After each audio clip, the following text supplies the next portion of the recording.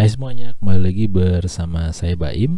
Kali ini kita kembali membahas koin-koin kripto, yaitu Avalanche. Ya, kali ini kita akan membahas koin Avalanche ya. Ini termasuk koin top di top 100 ya. Jadi memang ini fundamentalnya juga bagus. Tapi perlu disclaimer on ya, bahwa teman-teman juga setelah menonton video ini jangan langsung membeli koinnya. Lakukan riset mandiri, riset yang mendalam, apakah memang koin Avalanche ini pantas kita investasikan atau tidak ya. Untuk kita perdalam lebih jauh, apa sih koin Avalanche ini, manfaatnya apa, dan juga apa kegunaannya ya. Langsung aja kita masuk ke pembahasan seperti biasa. Kita coba cek untuk peringkat Avalanche di CoinMarketCap. Avalanche ini sekarang ini ada di peringkat 16 ya, CoinMarketCap. Sorry, saya akan koreksi sedikit ya. Jadi dia nggak masuk lagi. Sebelumnya memang dia masuk top 10, tapi sekarang itu dia masuk top 16 ya. Jadi dia masuk top 16 di CoinMarketCap. Jadi ini termasuk koin yang lumayan besar juga ya, dan sudah banyak diadopsi. Lalu selanjutnya kita bahas tokenomic. Avalanche ini seperti apa? Kita coba cek. Nah, Avalanche ini memiliki supply yang tetap ya, tidak seperti koin-koin lainnya seperti Polkadot atau Ethereum yang dia ada yang namanya inflasi. Jadi koinnya bisa bertambah setiap tahunnya. Nah, kalau untuk Avalanche ini memang initial supply-nya dia ada di 360 juta, tapi dia mempunyai supply maksimum 720 juta, jadi nggak bisa bertambah lagi ya. Nah, namun dari 360 juta ke 720 juta itu dia akan di vesting secara bertahap ya, jadi nggak langsung dilepas semuanya 720 juta, tapi dilepas secara bertahap ya. Untuk pertama dia dilepas 360 juta.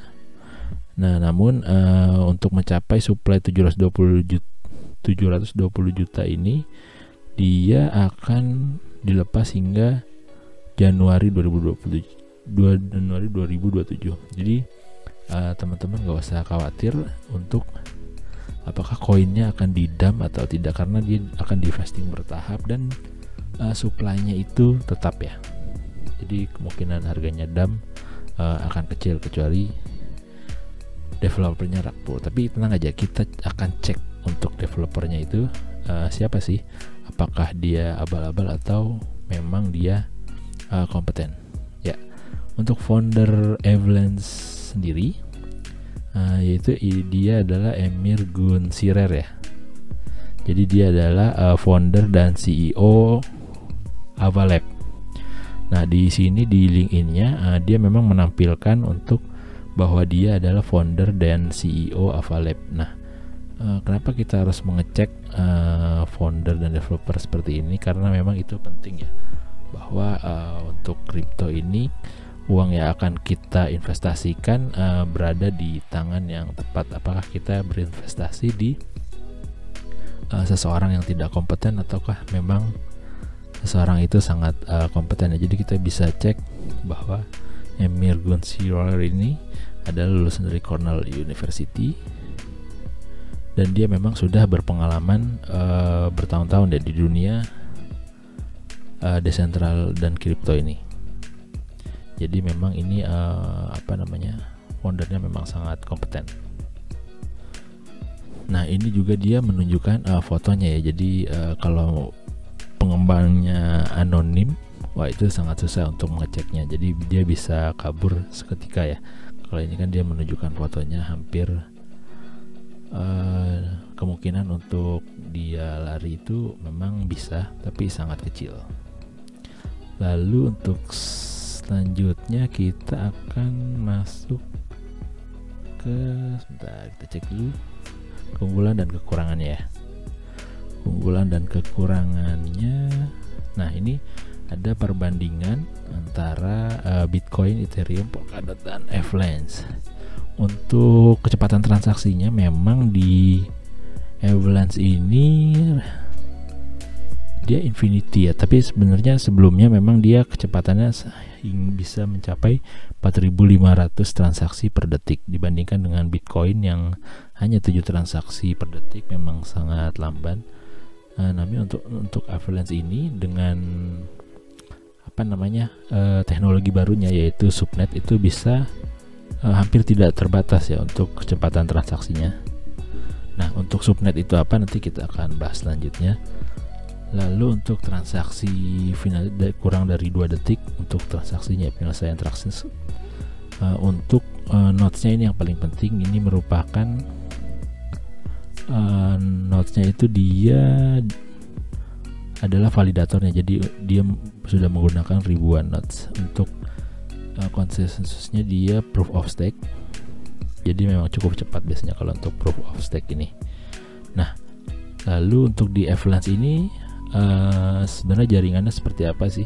Jadi Avalanche ini memang dibagi menjadi 3 jaringan ya. Dia 3 tipe network, yaitu exchange, P-chain, dan C-chain. Jadi kegunaan exchange ini untuk apa? Sebenarnya ini untuk aset pertukaran aset-aset keuangan digital. Jadi nanti akan dieksekusi di exchange ini. Lalu ada namanya P-chain. Nah, P-chain ini yang digunakan untuk membentuk subnet ya. Subnet ini sebenarnya adalah custom chain yang nantinya akan terpisah dari custom chain lainnya, yang setiap custom chain ini akan berisi dApps tertentu yang akan digunakan oleh validator dan dApps lainnya. Dia walaupun terpisah tapi tetap bisa berkomunikasi antar jaringan lainnya.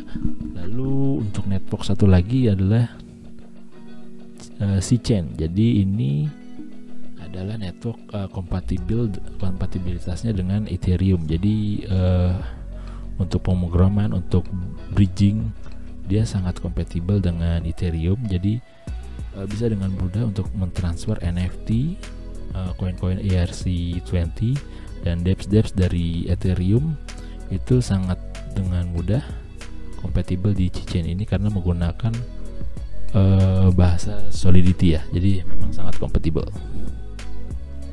Nah, untuk kekurangan dari Avalanche ini memang ada kekurangannya karena dia itu pernah terkena hack ya, tapi memang sudah diperbaiki bugsnya. Namun juga jaringan lain seperti Solana pun pernah terkena hack ya. Jadi memang jaringan-jaringan bagus sering diuji coba lah mungkin ya. Tapi selama dia bisa menyelesaikannya dengan baik ya itu sebenarnya tidak masalah. Nah, untuk ekosistem FX ini bisa kita lihat memang sudah sangat banyak ya. Nah, di sini teman-teman nanti bisa cek sendiri untuk ekosistem FX ini. Nah, ini untuk jaringan-jaringannya ada C-chain, X-chain, dan P-chain ya. Nah, oke, untuk dari segi kita masuk dari segi pricing ya. Avalanche ini sekarang ada di harga $17. Lalu dia itu karena ini sedang bear market, jadi dia itu sudah terdiskon 88%. Wah, ini luar biasa sekali ya. Jadi all time high-nya pernah mencapai 146 US dollar dan sekarang harganya sudah menjadi $17. Nah, ini selain karena bear market, memang ada isu-isu dan FAT mengenai investor dari FX sendiri, yaitu Three Arrow Capital, bahwa sedang diisukan kebangkrutan ya. Jadi dana-dana dari Avalanche tidak mengalir lagi ya dari Three Arrow Capital ke Avalanche, tapi ini harus dicek kebenarannya ya. Jadi jangan sampai kita termakan oleh FAT atau lainnya. Jadi teman-teman tetap lakukan riset mandiri apakah benar atau tidak ya. Tapi di samping itu memang FX ini fundamentalnya dan pengembangannya memang sangat baik ya di belakang sana. Nah, dari segi pricing sendiri memang ini sangat terdiskon ya, dan sudah melalui beberapa bear market, dan dia masih bertahan karena memang banyak roadmap yang sudah diselesaikan oleh FX ini, namun masih mempunyai potensi yang sangat baik ke depannya. Ya, oke, sekian mengenai Avalanche kali ini. See you the next video. Bye bye.